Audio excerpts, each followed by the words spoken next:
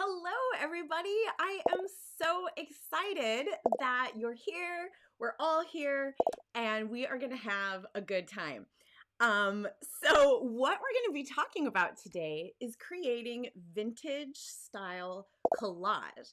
Now, this is a request that came from a subscriber, from a viewer, and I thought it was such a fun idea, and it was a really good fit for Valentine's Day.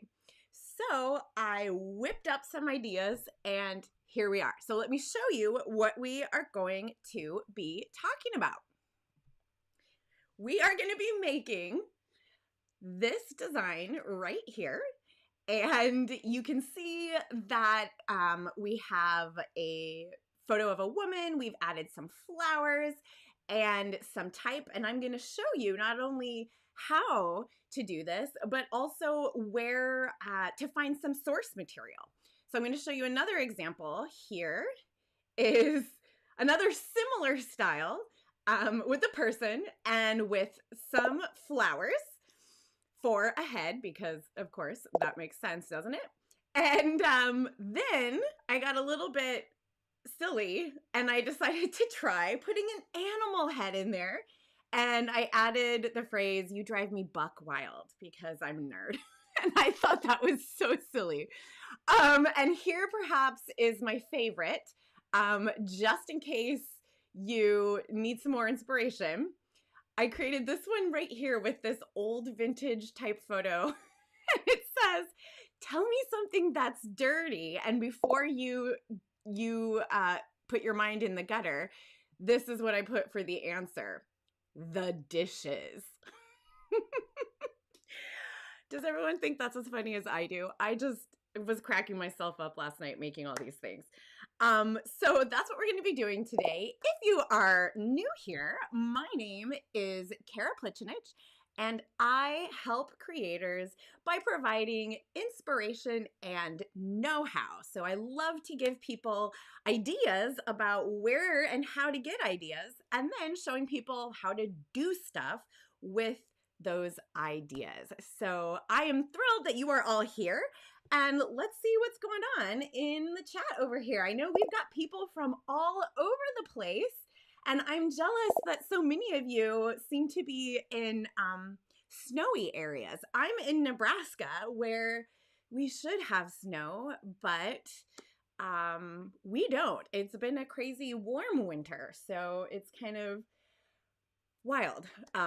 But yeah, so I'm a little bit jealous of everyone's snow, and I keep hearing about all of these storms, but we have not seen any. So I suppose that's both good and maybe not so good.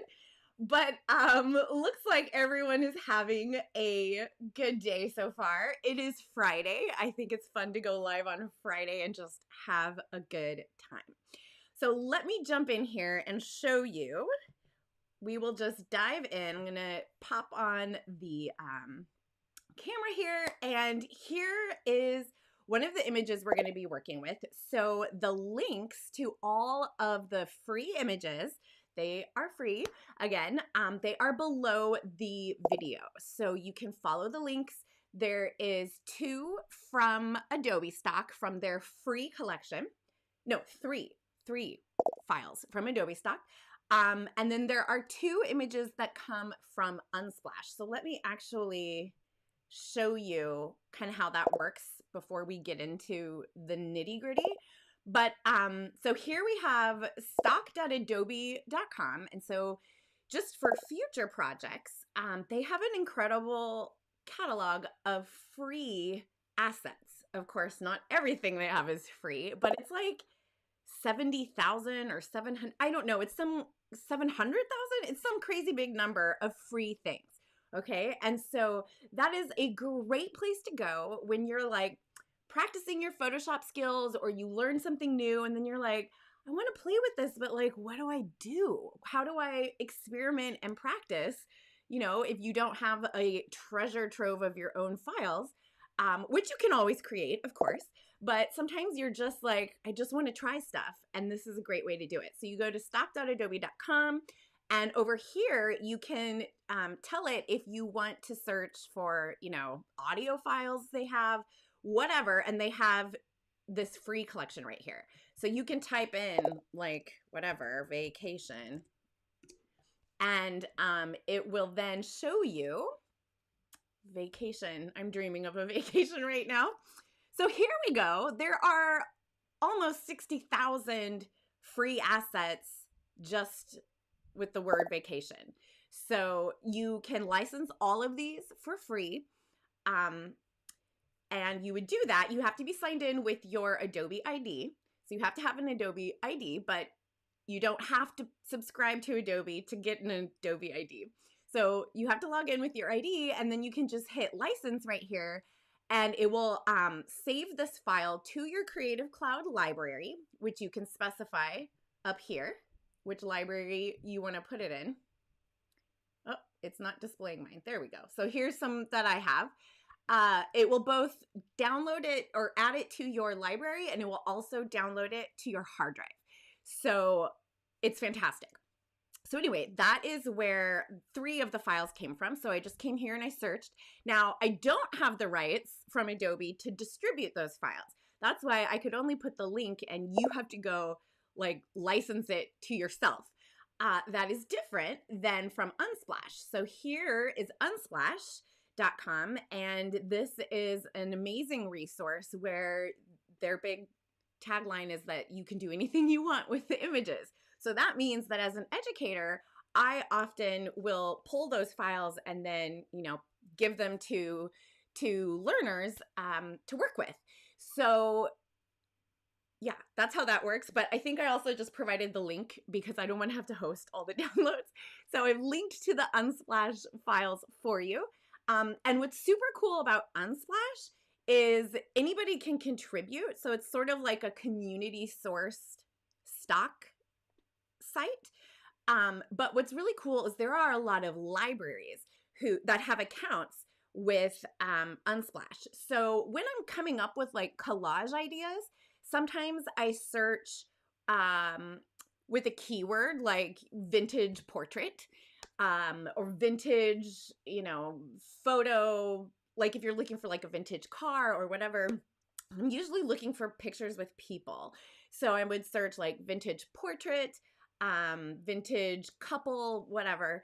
But you can also search by user. So for example, if I come in here and I search public library, you will see there's 6,000 photos that are tagged public library. So they could be pictures of libraries, but there's also users.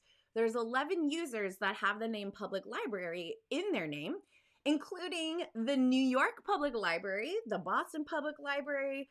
There's one in here from, oh, I thought I saw like an Austria one. I don't know. There's Vancouver. So you just have to look. And then you can actually click, like if we go to the New York Public Library account, you can scroll through and see what they have. And you can see that a lot of this stuff, you know, it comes from public domain often. And a lot of it is illustrations. So here we have some florals. And if we keep scrolling, we get into their photographs. And you might be able to like filter for that as well. I don't know off the top of my head. But anyway, you can scroll through and you will find amazing like early historical photos from the United States history. And it's just fascinating. I fell down a rabbit hole the other day just looking at all of these amazing public domain photographs, and it was very cool. So these are some of the resources that I like to use when I am brainstorming these ideas. So then I just download bunches. So, you know, Adobe's probably going to kick me out someday because I just get so inspired and I download all these files and most of them end up not working. They don't go along with whatever I'm having in mind, but I don't always know until I try. So it's a messy process where I totally fill up my hard drive and then I try things and then I eventually narrow it down. So just know that it's a messy process and, you know, it's not going to all just come together immediately. So let me see. What questions do you guys have so far? Any questions about source materials? Can you use them in commercial projects? Yes. So the images that you get from Unsplash, you can use in anything. And the Adobe ones you can use. I think there are some limitations, but I can't think of what they are off the top of my head. But for like most kinds of purposes, you know, unless you're like a big fancy company and you're gonna like do a whole branding campaign with the image you got for free, that might run afoul of some of the rules. So you just have to read, you know, to make sure. But what was I going to say? Yeah, but you can probably use it for these kinds of purposes. So you just kind of have to look. Oh, any other questions? Let's see. I'm so glad. Wow, we've got people from all over. This is just amazing. Isn't the internet amazing? What is the format of the files? It depends what kind of images they are. You might find JPEGs, you might find PNGs. The Adobe site, of course, has all kinds. You can also search for vector files. So you can get Illustrator files. And they have audio files as well. And following along in Photoshop CS6. Yeah, you can do this in CS6. I'm trying to think it's been a while. You know, there's not the auto select options that we're going to be using today because they're so dang fast. So you wouldn't have that in CS6, but you can still totally do this. So let's jump into that while we're at it. Let's just dive right in. So I am going to bop over to Photoshop, and here I've got my images already open. So we're going to start by making a new blank document, right? So we're going to choose File and go to New. And you can, you know, type in or use a preset here. For whatever reason, my brain loves working in squares. I suppose it's because of Instagram. So a lot of times when I'm making these things, I just do like a 5x5. with 300 pixels per inch. So that's 1500 by 1500 pixels. It really depends on what you think you might do with this image. So in this case, I created it for a class, and maybe I would print it as a card or something. So a 5x5 works for me. So here we have our blank canvas, and now we want to go select our main start to this whole thing. So here we have the image we're going to start with. And one of the easiest ways to make a selection, if you are using the current version of Creative Cloud, is we can actually just press any of our selection tools. So I happen to hit W for the quick selection family right here.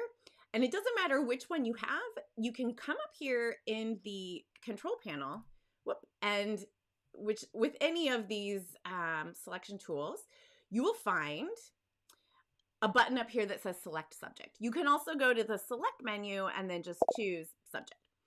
So let's go to select subject, and then like magic is just gonna select it. It's thinking for a minute. So this is one of the things you don't have in CS6 because that was like so long ago. So I would definitely say if this is something you do a lot, it's worth subscribing because there's been a lot of great things since CS6. And a lot of it's this really intelligent, what do they call it?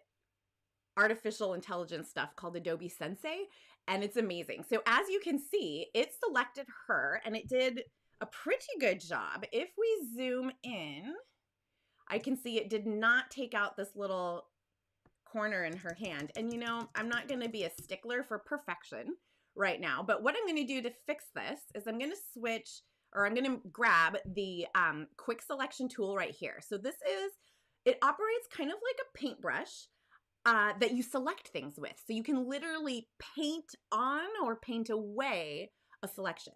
So in this case, this little pocket between her fingers is included in the selection, and I don't want it to be. So all I'm going to do is hold down Alt or Option, and then I can just click in here and it'll carve it out. Now it carved out a little too much.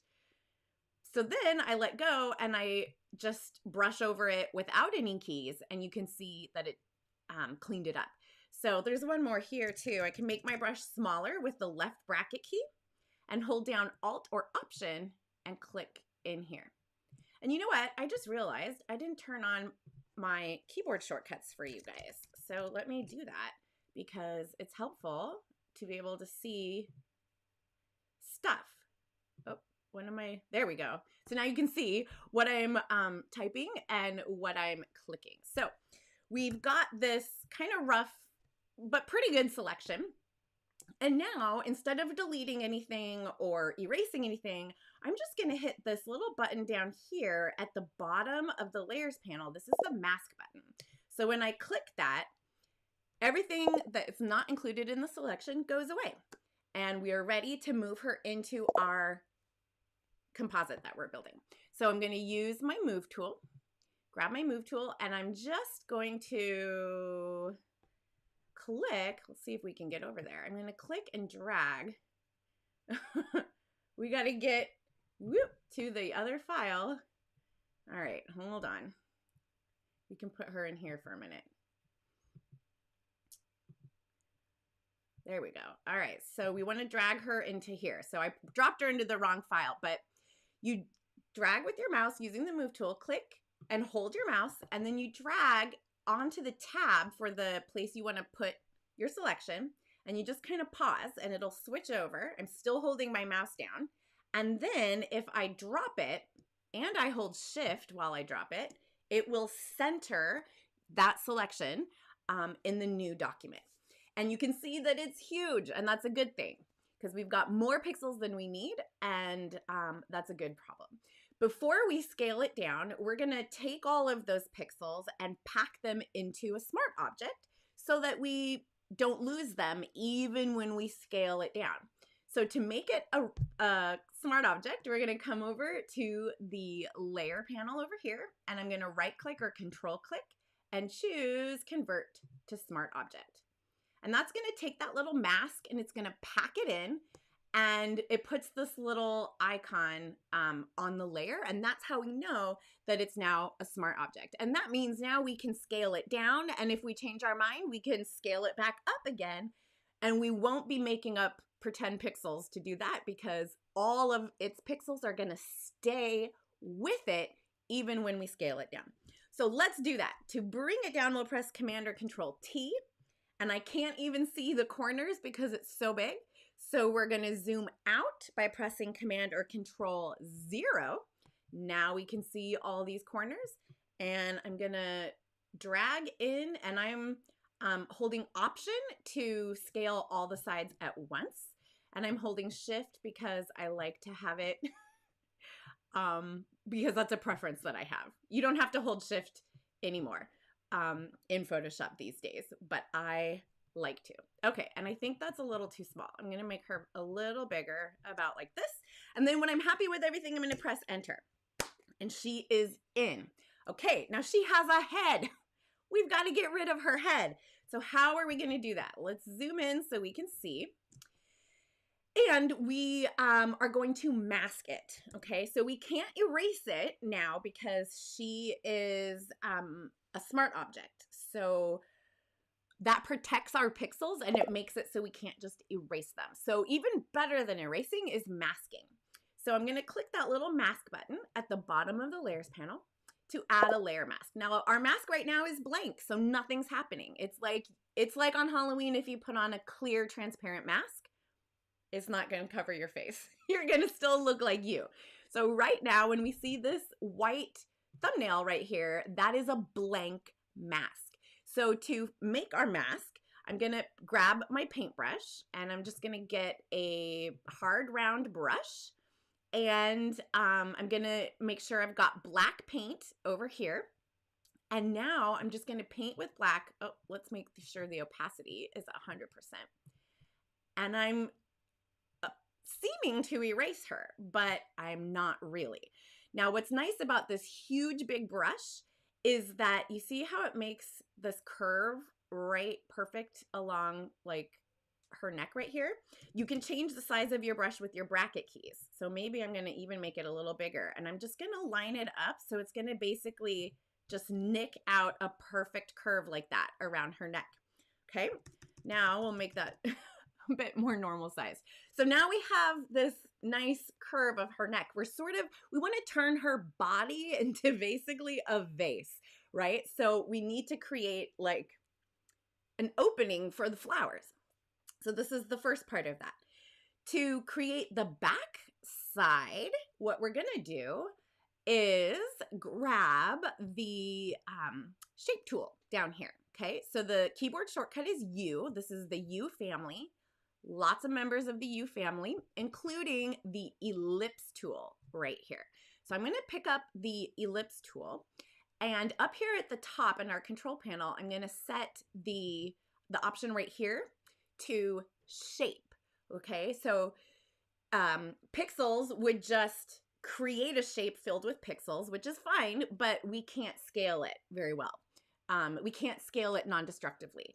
And if we set this as a path, then we don't get anything except a vector path, which is not going to help us here. So what we want is a shape, which enables us to apply a fill color and an outline or stroke if we want.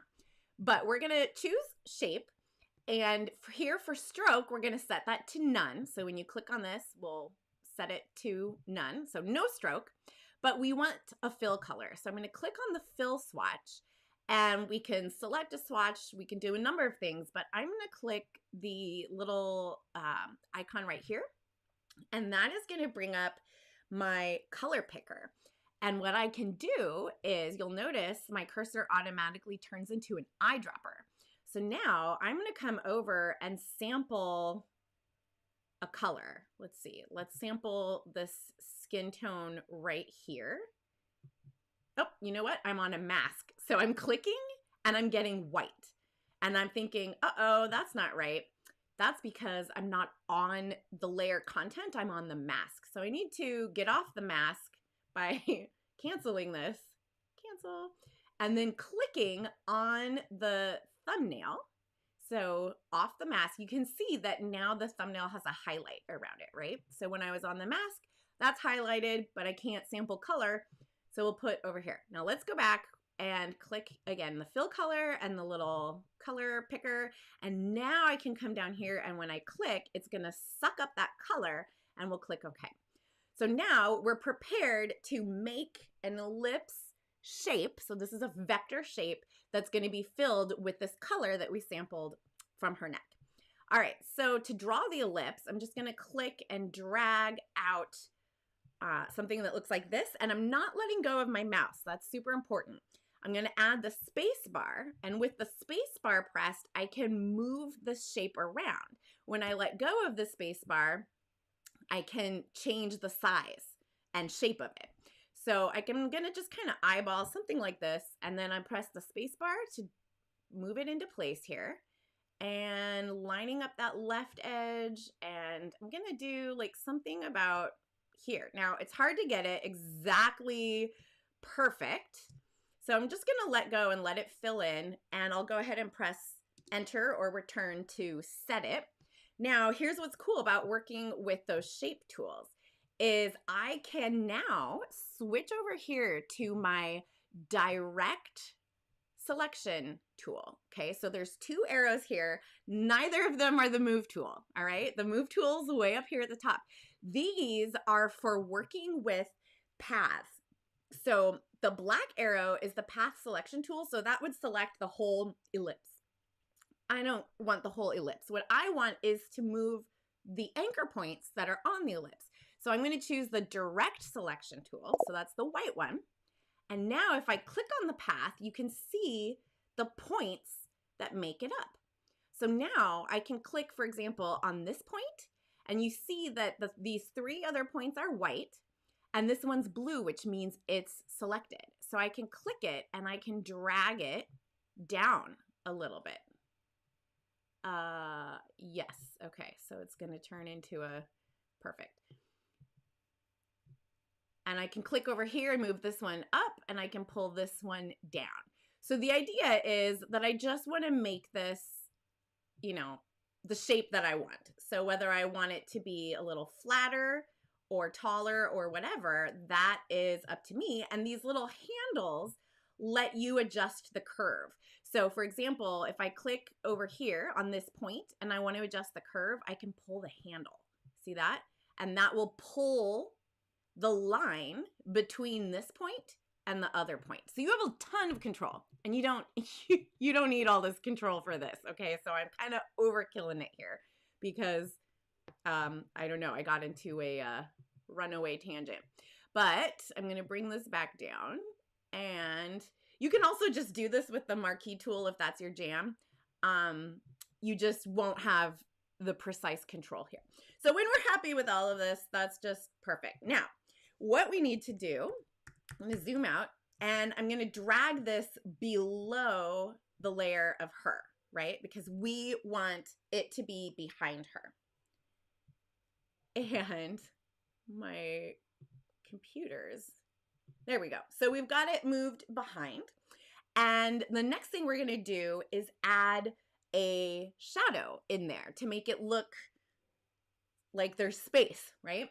So with this layer selected, we're going to click to add an effect or a layer style, and we'll choose inner shadow. And when this pops open, we can play with these settings. Now, the idea here is to match the lighting that's in the scene.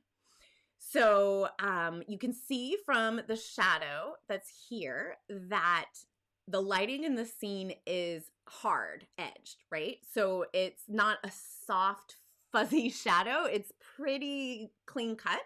So we want to try to mimic that.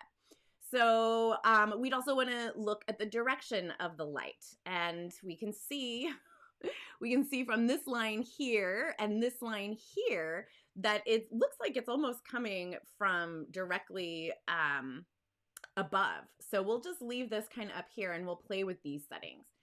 So you can see here's the shadow that it's making, and the distance is going to control basically how far the shadow appears from the edge. And the size is going to determine how fuzzy it is or how hard edged it is. So I'm just going to not obsess about this for the sake of time, but something like this is good. And then you can play with, you know, the opacity until you get something that you feel pretty good about. And maybe I want to change the color. Instead of black, I'm going to click on this swatch and I'm going to sample the actual color here of the shadow on her skin because that makes perfect sense. So we'll go ahead and click OK. And we'll come up here and click OK. All right, so her head is looking pretty good. Let's go get some flowers. So that is this New York Public Library image. And whoop, she's not supposed to be in there. Okay, so here are these flowers. And there's a lot of ways that we can select them. We can do the select subject again, although for whatever reason, it didn't work as well in this image. So, you know, when you make selections, a lot of times it's really just trial and error, right? You try some things and it either works great or it doesn't, and then you try something else. So that's why you need to have multiple tricks in your toolbox or multiple tools in your toolbox. So instead of select subject, I'm going to do select and I'm going to choose color range because it kind of has this modeled, it might be hard to see on the screen, but it's not a flat background. And the color that's in the background is also in the flowers. So it's kind of tricky to separate it with like the selection brush or something like that. So what we're going to do here is just click in the areas that we don't want. So I'm going to click around on this background. And if I hold shift, I can add the different points that I click to what I'm selecting. So you can see, like, if I click here, this is the preview, right? So I'm going to click around this background. So anything that is white is not going to be in the selection. Okay. And now we can see that we have some like gray areas here, and we can control that with this fuzziness slider. So if I drag this to the left, it's going to get a lot more, like the threshold is going to be a lot lower. And if we drag it up here, it's going to have a lot more nuance in its selection, but that's probably not what we want in this case. So this is a great way also to make selections when you've got hair and things. As long as somebody's on like a plain colored background, you can select the color and the color range, and it does a great job of like dealing with hair. Okay, so once we're happy with what we've got here, I'm going to click OK, and we get our selection. Oh, and I actually, yeah, we selected the background, not the flowers. So the way I know that is because I can see the marching ants going around the edge of the document here. So when you make these selections within the mask like that, I know I'm not the only one who completely gets confused and forgets what's selected and what's not selected. And the truth is, it doesn't matter because you can always inverse your selection, right? So all you really care about is separating the two. It doesn't matter which one's black and which one's white. You can swap it out later. So all of the white things are what was included in the selection. So that includes the background. So to inverse this, I can come up to select and choose inverse. And now we see that the flowers are selected and not the background. All right, so we'll come over and we're going to add that mask again. And so I'll click the mask button and poof, the background went away. And we also have this little bud down here, and we can, let's just get rid of that while we're here, right? So I'm going to press B for my brush tool, and here you can see the mask. So remember that a mask hides things, just like on Halloween. If you wear a mask, it's covering your face. And so the parts that are black are the parts that are blocking things from being seen. So if I want to block this little bud from showing up, I'm going to use my brush with black paint, and I'll make my brush a little bigger with that right bracket key next to the letter P. the left and right racket key, and I'll just paint it away. See that? So now it's gone. So now we can take this. I'm going to grab my move tool, and I'll just click and drag, and it's so hard on a trackpad. Drag it to the tab where I want to put it and bring it in, and I'll hold shift again just to center it, and poof, there it is. And that almost looks cool just like that. Like, that's really pretty. These illustrations are beautiful. Let's convert this to a smart object as well. So again, we just right click over here and choose convert to smart object. And now we need to scale this baby because it's really big. So we'll press Command or Control T.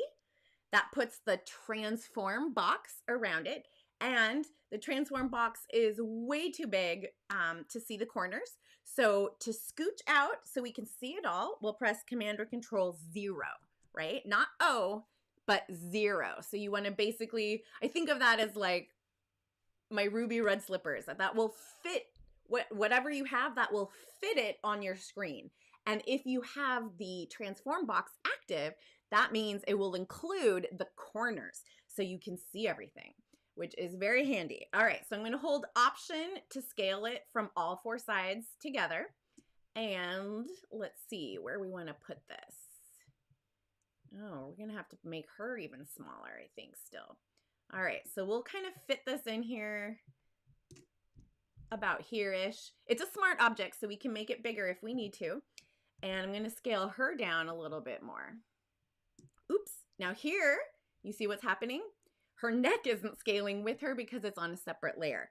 So I need to select them both. So I'm going to click this one, and then I'll hold Control or Command to select this one. And now when I press Command or Control T, I can scale them both down together. So yeah, that looks a little bit better. I got carried away there. Something like this. And let's go back to the flowers, and I forgot that I want to rotate them a little bit. So I went back to Command or Control T, and now if I hover outside this corner, I can just kind of spin it a little bit, and we'll tuck this in here, like that. Okay, now because we have the flowers positioned in the layers palette between her layer and the back of the neck layer, it looks like they're like inside. And you can see, what is this funny business here? We have these weird spots. And I don't know what layer that's on, but I'm guessing it's the flowers. So to check that, I'm going to toggle the layer of the flowers on and off. And you see that those little dots went away, which means that the mask wasn't perfect. So that's okay. So I have my flowers here. I'm just going to click to add another mask. The first mask got baked into the smart object. So I'm going to get another mask, make my brush tiny, and with black paint, I'll just paint that away. Perfect. All right, this is looking good. Let's get the butterfly. So we're done with this. So I'm going to close it because my computer is struggling here. I can just like sense it. Okay, so here's the butterfly. Now we're going to use a different tool to select this. Another great thing about Creative Cloud is this W family contains this cool guy called the Object Selection Tool. So I'm going to select that, and it works very much the same way. It's like a wizard kind of smart selection tool, but this one, you can define the area. So instead of me telling Photoshop, hey, select the subject, and then Photoshop's like, oh, what part is the subject? In this case, I want Photoshop to ignore everything except this one butterfly. So with that tool, I'm just going to come and drag out a little shape, and you can see it's including part of the other butterfly. But when I let go, Photoshop's going to chew on it with its intelligent sensei magic. And look at that. It selected the butterfly. And you can see it even, this is a newer thing. Now it'll even highlight it when I roll over it. I can see what is selected. So I'm just going to copy and paste this one. So I'll press Command or Control C, and I'm going to close that file, and we'll come over here and Command or Control V. And we get this huge butterfly. Let's make it a smart object also. So right click or control click in an empty area on the layer, not on the thumbnail, or you get different options. All right, and then we'll Command or Control T, and again, find a corner and scale this down. So are you getting the sense? This is a lot of what creating these kinds of collages is. It's a lot of dragging, dropping, copying, pasting, masking, and scaling. So I'm just going to drag this up in position. That might be a bit big. Make it a little smaller. There. Okay, so when I'm happy with all the placement, we'll hit, you can press enter or you click the check mark.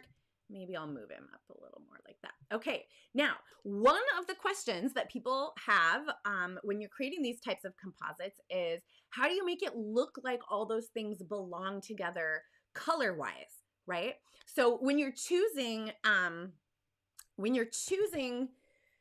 your source files, there are so many things you have to have in mind when you're deciding which files you're gonna try to work with.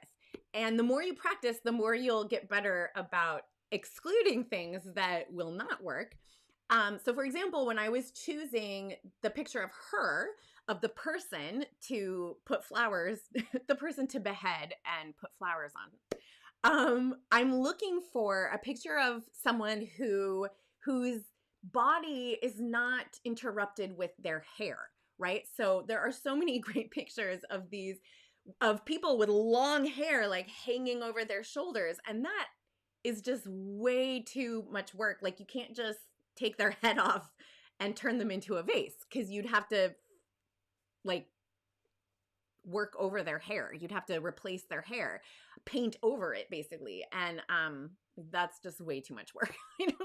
And just hassle. We don't even want to go there. So I look for images that are easy to behead people, and also to remove people from the background, all of these types of things. And you want to look, the colors don't have to match, because you can change that, as I'm gonna adjust this butterfly here in a minute. There's a lot of ways you can do that, but if they don't match, you want to know in your head, like, okay, I can adjust this color and make it work, right? So that is one of the things that you want to look for.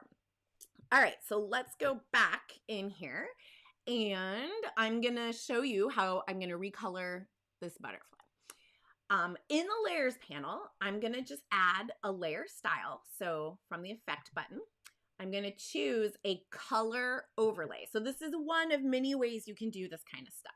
But we want the color and the tone to look as though they belong together. So I'll show you a little more about tone in a minute. But for the butterfly, we're just really dealing with the color.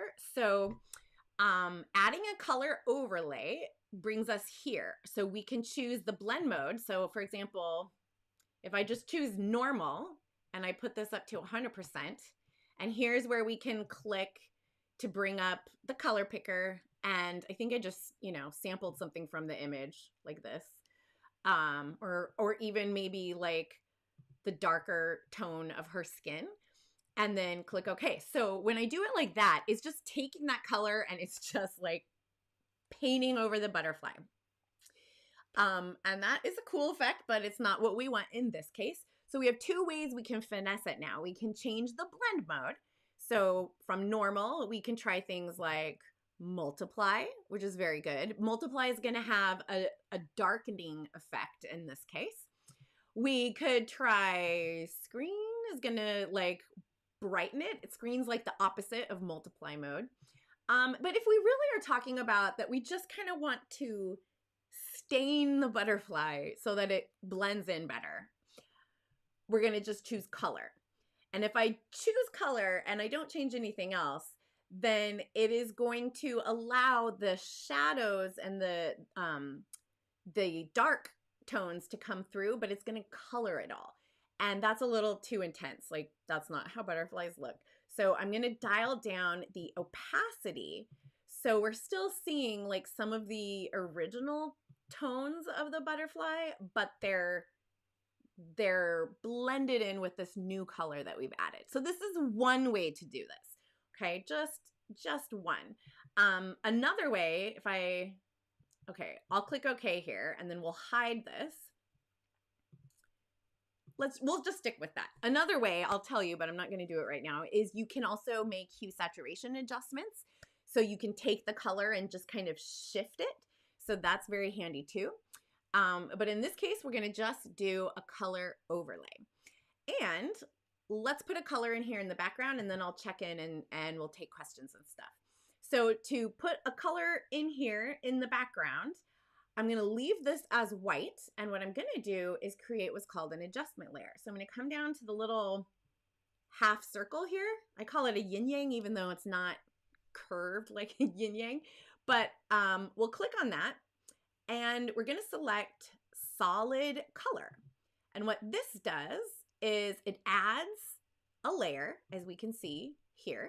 It adds a layer with a built-in mask if we need it. It's blank right now, so that's fine.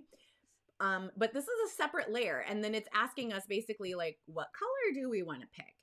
So I like to pick things from the image because it just is instant harmony, right? Like you don't have to try too hard to find something that's going to work because it's already in the image. So I think I ended up like picking something from like this flower, but then I lightened it up because that was a little too bright, I thought. So when I pick it, it's going to show me over here the shade of it, and I can click somewhere else to make it, you know, less saturated or more, whatever. So here it's showing me what I've selected, and I'll click OK. So if I want to change this later, if I'm like, ooh, but what would this look like with a different color? I can just double click on this little thumbnail and it will pop back open again, and I can pick a different color. So super easy. And I can also play around with the opacity and lower it and bring back some of that white background if I want. So it is a lot of flexibility, which I really appreciate. So let's take a peek and see what questions. Oh, yay. Yes, blend modes are awesome. Let's see. Yeah, I think I know people are hesitant and don't want to have to pay for Creative Cloud. Oh, but it's so, you know, if you think about what we used to pay for Photoshop by itself, I mean, it was like $700, $1,100, depending, you know, what kind of deal you got. And now you can get Photoshop and Lightroom and Bridge. Bridge is just free, but you can get Photoshop, Lightroom, and Bridge for $10 a month. Like that's, I mean, I think that's a pretty good deal. But okay, so Sherry says, my image is turning black and white when I drag to blank window. You might be dragging the mask, I'm gonna guess. So what you want to do is make sure that in your layers panel that the image part is what's active and not the mask, because yeah, otherwise you would just be dragging the mask. Okay, so awesome. Hopefully that was helpful. Let's pop back over here and add this, the little paper bit. I'm going to close her out because again, just going to save some computer resources.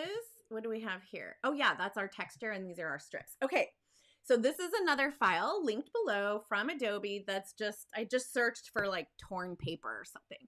And this came up, and this is this is great. And I want to show you one of the coolest little hidden gems about selections that I think most people are like, how would this ever be useful? I'm going to show you. So let's do that same thing where we're going to select color range. And yes, we could use the magic wand and all of that too, but we're going to just do it this way for right now. And okay, so we'll select the whites, and I'm just clicking around because this is torn paper, right? So the edges are kind of frayed, and some of them are like semi-see-through, some of them are not. So there's kind of a lot of variation. And then we can adjust the fuzziness here to tell it, you know, how much we really want to finesse that or not. So we'll just go with this. And when I click OK, we're going to see that we have all of these strips selected. But the only one that I want is this one in the middle. So what I'm going to do is grab my marquee selection tool. And you may be familiar with the modifiers that are up here, right? So they change. This option means that every time I use this tool, I get a new selection. This one means every time I use it, I'll be adding to a selection. This is subtracting from a selection. And this one is called intersect. And I think that a lot of people are like, what is that? And it's kind of mind trippy, but it's so cool in moments like this. So we have these 4 strips selected. I only want the one. So with intersect turned on, I just come down here and I make a selection of my selection. And when I let go, I'm left with the part where they intersect, right? So it allows you to like have a big old thing selected, and then you can just kind of like chunk out a part of it. So I've got this. I'm going to just copy and paste. And look how awesome those edges look, right? Like they're a little dark because there's lighting, and so there's shadows and the edges are frayed, and I'm just really impressed with how well it handled that. Anyway, let's make this a smart object too. So right clicking in the empty area of the layers panel, or control clicking and choosing convert to smart object.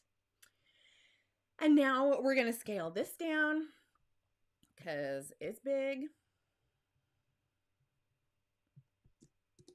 I don't know how big I want it. I guess, oh yeah, like this is pretty good. All right, so now that's in there. And I added the message. So I'm pressing T for the type tool. And I'm using a font called Secretary Typewriter. And what's cool about this font, you can use any font, obviously.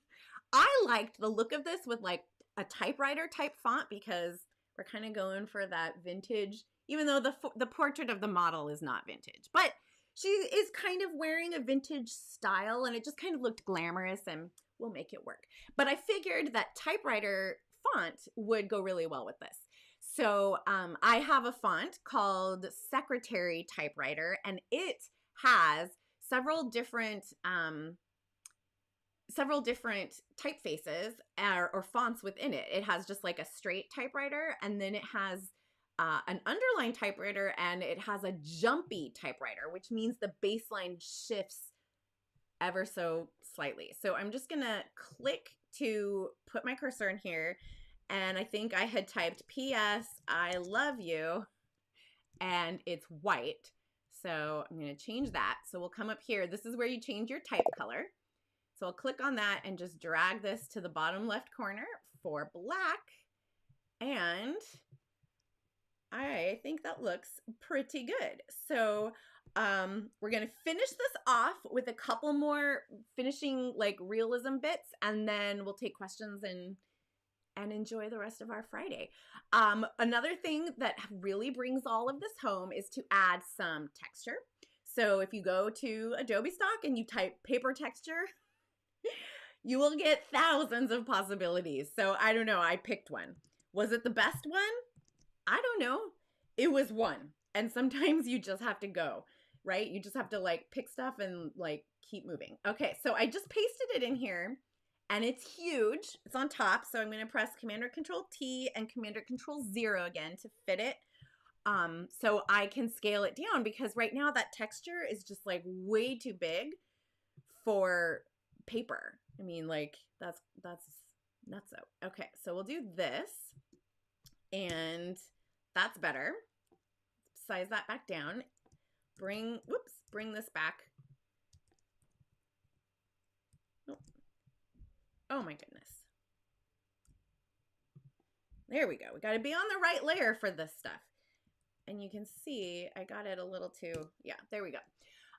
Okay, so in normal mode is just covering everything. So we don't want that. So we're going to play around with some other modes. Some that are really good for this type of thing is linear burn, color burn, multiply. I like linear burn in this case. So just changing this to linear burn allows the shading, so like the fact that there's shadow and highlight here, to show through. which creates the texture, the appearance of texture, but we can see underneath, we can see through it. If that's too intense for us, we can dial the opacity down a little bit to kind of fade that, but I kind of like it being high. And then you have to decide, like, I don't know, should this piece of paper that's already a piece of paper, should it have that same texture applied to it? I don't know. Let's see how it looks if we move this up. So I'm going to select the strip, the paper strip, and the text, and I'm going to drag them above that texture layer. So they are out of it because they're separate. So a collage, right, has all these different pieces. And this is a separate piece. I mean, technically they all are, but a photograph would have texture. The illustration, if it was on paper and we cut it out, would have texture. This already has texture, so I wanted it separate. So I'm going to move that above the texture. So let's label these layers because goodness knows that it's helpful. Oh my gosh.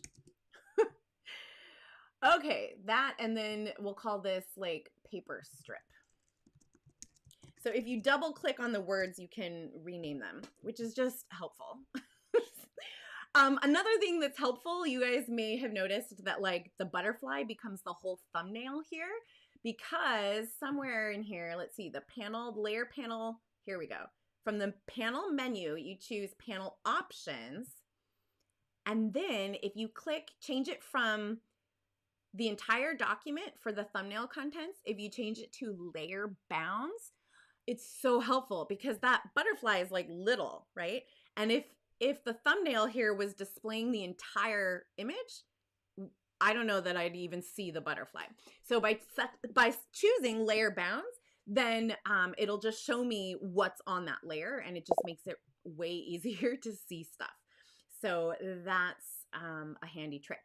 Okay, and then the last thing here is adjusting the tones a little bit. I actually think they're all pretty right on, but a lot of times with the vintage stuff, you see really faded blacks, right? So there's a very reduced contrast in those old black and white photos. And you would want to match that with any other elements. I mean, maybe not always, you know, you have creative license, but often you might want to match that. So here's one way to do that. For example, the image of her is very saturated, really good tonal range, good contrast, and I want to mess that up a little bit. So what I'm going to do is click on her layer, and because she's a smart object, we can do this non-destructively.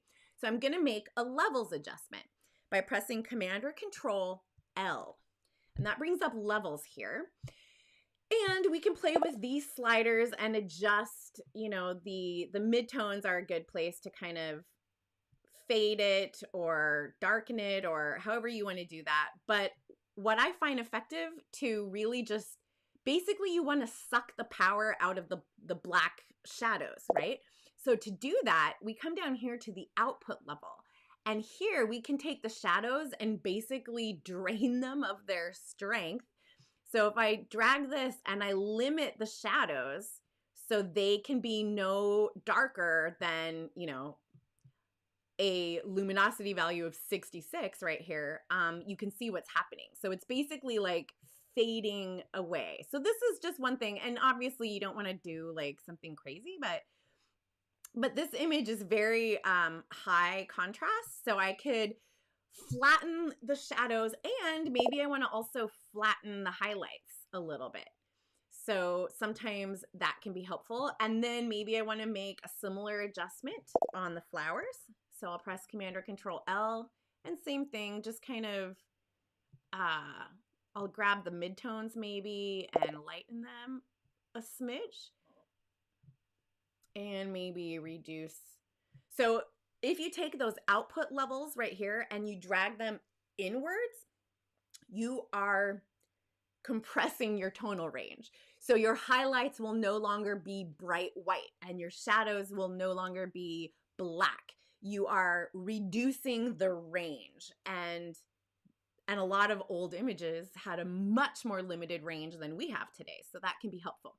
And one other bit, also here, like with the paper strip, same thing. This is like way too bright white.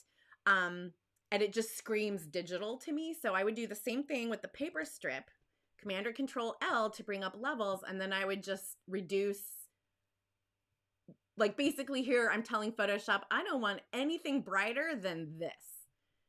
So I'm limiting how bright it can be. And I think that just kind of takes the polish off a perfect digital image, right? You can also do things like if we add a blank layer here, whoops, I'll just add a blank layer, and we can do things like grab our paintbrush and get something like, okay, these are Kyle Webster brushes. They are free. And if you check out my channel, I have another video about how you can get them and install them. But the short of it is you open your brush panel, you click the cog wheel, and you choose Get More Brushes. And that will take you to a web page where you download these, and they're all free. And Kyle's a genius, and he has some spatter brushes here, like maybe this guy. And what can be nice about these is we can just kind of paint and scribble across this image wherever we want, or we can reverse this. Let's do this. Let's fill the image, fill this layer with white. We'll add a mask, and we will make the whole mask black. So we're not seeing any of that, but now we'll paint with white to reveal it. So we've got a whole layer filled with white. We've blocked all of it, and now we're going to reveal where we want to see some spatter by painting with white. And, you know, maybe I want to kind of spatter over here, spatter this. I just basically want to spatter her and the flowers. So I'm just scribbling over her, and we can play with adjusting the brush opacity up here.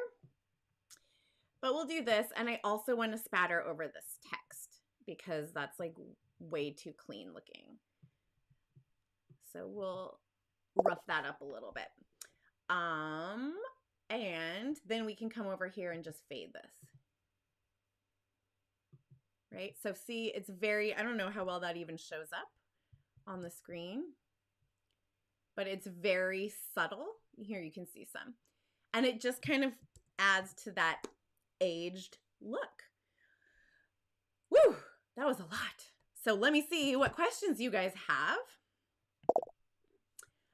How did you get the butterfly into the collage after you did select object? I can't get it to go over. Okay, so Marcy, you've got two choices. When it's selected, you can press Command or Control C, just like you would in like Word or whatever, to copy it, right? And then you want to go to your image tab. So let's go back here. So when I've got a selection, and now of course I've closed that image, but you can see, so here I'll select this butterfly. And with that selected, then you would come up and choose Edit Copy. And then you would click to the tab that you want to paste it into and then choose Edit Paste. Okay, the other option is to make, let's go back here and we'll do a quick dirty selection because we can. And I'll just click on this guy right here. Whoop. So much for quick and dirty. Quick and dirty is not even quick and dirty anymore. All right. So let's say we've got this selection and we want to drag it over. You can copy and paste, or with your selection active, you can click and grab your move tool. And then what you do is you put your cursor inside the selection, and you see how I get this little cursor with scissors? That tells me we're gonna like cut and move something. So if I click and hold when I see those scissors, then I can drag upwards, and I'm just pausing. I'm still holding my mouse button. I'm pausing on the tab so that Photoshop can switch the scenes. And then I'm going to mouse into the image. And here's the pro tip. Before you let go of your mouse, hold Shift. So now I'm holding Shift and my mouse. And now when I let go, and I zoom out, it's hard to see because it's enormous, but here are all of those strips, right? So it's kind of a little clumsy to do the drag thing. So I think I usually only drag if I'm trying to bring like a layer mask with me, or you know, multiple layers or an adjustment layer or something. If I'm just straight up copying pixels like from the butterfly, I would usually just copy and paste because it's easier. And when you're building a collage, you might have like 10 images open at a time, and you don't, because Photoshop doesn't have a film strip or like photo bin option, which was like the one good thing that Elements has. We can't see all of our open documents at once. And so it can be hard to drag from a file from your one document into the tab for another document that you cannot see. So that's why I usually copy and paste unless I really need to drag. So those are super awesome questions. What else? Oh, Sherry fixed her problem. Good. CS works fine, and you pay nothing for it. That is awesome. If it works for you, then that's great. Okay, I would love to know, so let's see. Holly, I would love to know any easy way to make a postage stamp border or template. A postage stamp border. I'm wondering, I guess, Holly, I'm not sure if you mean you would like a border made of postage stamps, or if you mean that you want like a rectangle or a, you know, square, whatever, with a scalloped edge.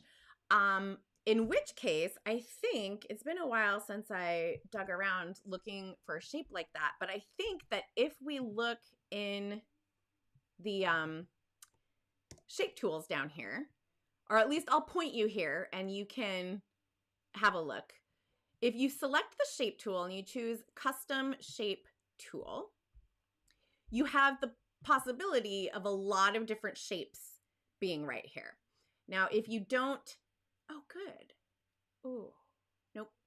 All right. If you don't see the legacy shapes and more option when you use the custom shape tool, then we just need to load them first. This is a weird thing about like the current version of Photoshop. So we used to be able to manage presets in a preset manager. Now presets for things like patterns, shapes, gradients, whatever, all of those things, now they're all managed in their own panels. So we need to go to the shape panel. So I'm going to choose window and choose shapes.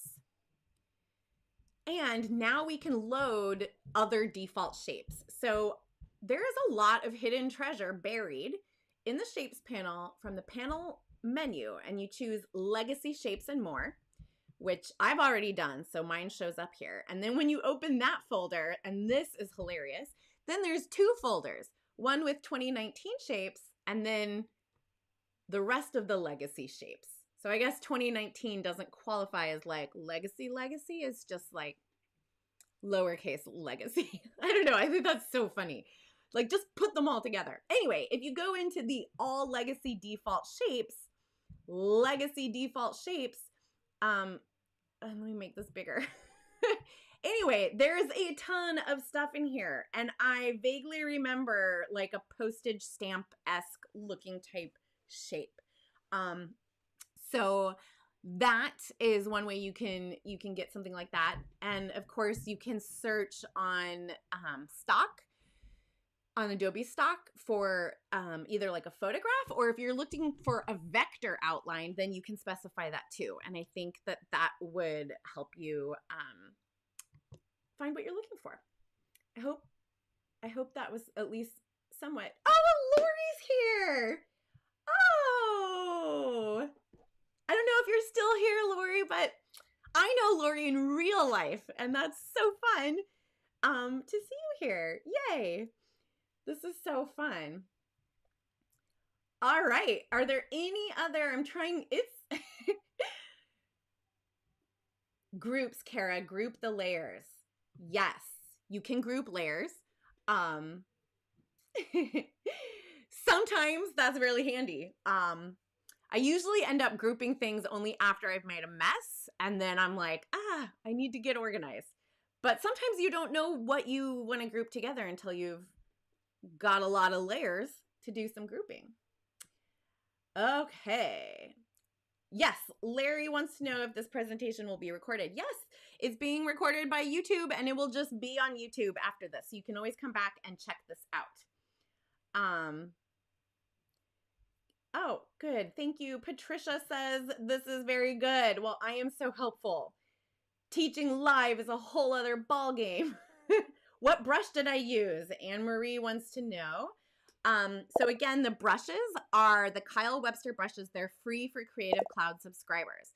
And if you go to my video channel, I've got a video. I will link it below when this is over. But just search, and it's like how to install brushes. There's another one about working with watercolor brushes, and all of that stuff uses Kyle's brushes that are all free. And again, just as a quick overview, you just grab your brush tool and you come up here to the menu. So you click on this little, it's probably a circle. If you've never like changed your brush before, it'll probably look like this. So you'll pick up your brush tool, regular brush tool, keyboard shortcut, B for brush, and then you come up here and click on that, and that'll pop open your brush panel, and then you can click this cogwheel and you choose get more brushes. Then you'll go to the URL, download a bunch of .abr files, which stands for Adobe Brush, and you can just double click and it should load in by itself. And if it doesn't, I'm pretty sure I show you how to do all that in the video. So good question. Okay, so I don't know, guys. Are there any other, killer last minute things that we have here? Spatter brush. Yeah, it was just one of the spatter brushes. I don't remember which one. Oh, you guys are so kind. What do I use? Oh, Elizabeth Davis. Hi. Tom asks, what do I use for cardstock? That's a good question. I don't print my own things at home for so many reasons, but one of which is that my little color printer doesn't print on cardstock. It like freaks out and can't handle it. So when I want to print photographic stuff, I send it out, and I would send it, any professional lab. For people who don't do this as a business, I would recommend, and really for everyone, but I would recommend MPix, because MPix is a pro lab that you don't have to be a pro to use. Anybody can come, and the prices will surprise you. Like, I know people are used to paying Walgreens prices or CVS or whatever, but the quality is much better at a pro lab, and the pricing will really surprise you, and they're super fast. They are located in the Kansas City area, and so it's very central, and they ship like so fast. It's just really great. Yes. Oh, Elizabeth, have fun on your vacation. This will be here for you. Okay, you guys. Let me see about Joanne's question here. I have problems with my text tool ever since the last update. The vertical spacing is off. Okay, Joanne, let me help you with this because maybe I know the answer. Just, off the top of my head a little bit. So here's one thing it could be. So if your spacing is off, and this is so easy and it happens to me too. When you are typing, so let me just draw a box here and I'll just type, and we don't see it because it's buried. So let me fix that. We'll put in some more lines. Let's drag this on top so we can see. Okay, there we are. Okay, so we can see some type, and you see mine went back to being white, and it just, we'll make it black. All right, so what might have happened is that at some point you made an adjustment, and now Photoshop's remembering it and it's applying that adjustment to everything. So if this happens to you, it could be that your leading was adjusted, or maybe you changed the baseline. So what you want to do is highlight your text and you want to open your character panel. So with your type tool active, there's a shortcut for the character and paragraph panels. It's right here. It's this thing that looks like a folder. And when you click on that, it'll pop open your character panel and your paragraph panel. And I think the problem is probably in your character panel where you might have the leading screwed up here. So like right now it's on auto, but you know, if I make it bigger, like that will adjust the space between the lines of text. But also this right here is the baseline shift. And that will actually move the letters above or below the shelf that they would normally sit on. That's what they call it. That's what they called it in my son's kindergarten class last year. When he was learning to write, they would say, put all of your letters on the shelf. And the baseline shift moves them off the shelf, either up or down or whatever. And so a lot of times I make those adjustments and I forget, and then I go and make something else and I'm like, why is this crazy? That's why. So I'm going to hope that that answers that for you. Awesome. Well, I am so glad you guys are here, and I just want to make sure to remind everybody, if you're new here, that I have this whole thing. Where is it? Over here. A free creative toolkit on my website that you can just go download. And it's got tons of free cool stuff and textures and brushes and actions and templates. I don't even know. And I add new stuff to it regularly. So, yeah, I'm so glad you guys are here. Feel free to, subscribe to the channel, send me an email, and let me know what questions you have that I didn't get to answer today. And we'll do this again because it's always a good time. So thanks so much and enjoy your weekend. Bye.